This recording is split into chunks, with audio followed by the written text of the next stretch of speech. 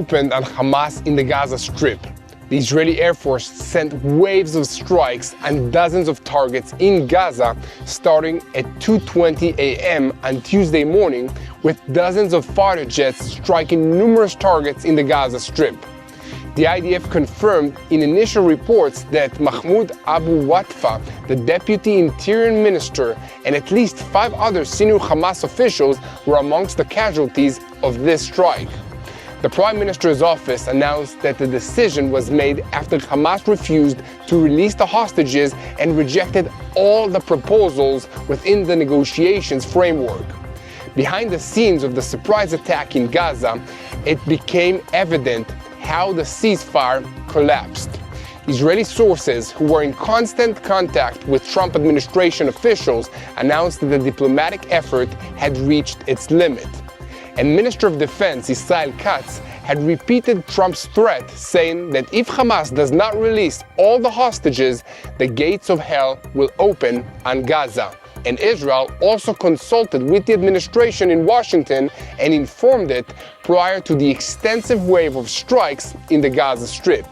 On Tuesday morning, Hamas provided a first response to the operation, threatening that the fate of the hostages will not be known. And elsewhere, while the United States is striking in Yemen, Israel also hit other strategic targets, including weapons depots left behind by the Assad regime in Syria and various military sites belonging to Hezbollah in Lebanon. However, the big story in the north is the possibility that Hezbollah might be dragging Lebanon into another war, and this time with the HTS regime that rules Damascus.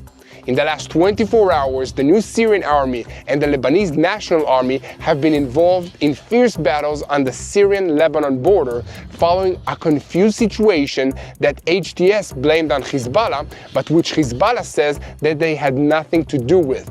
It probably doesn't matter anymore, as large volumes of fire have been exchanged over the border and there have been multiple casualties on all sides.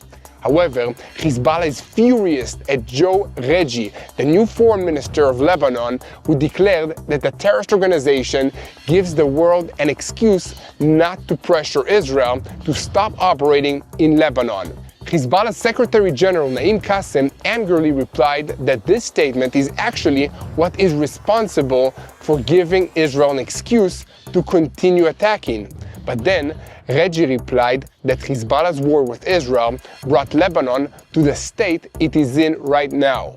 And elsewhere, United States President Donald Trump has issued a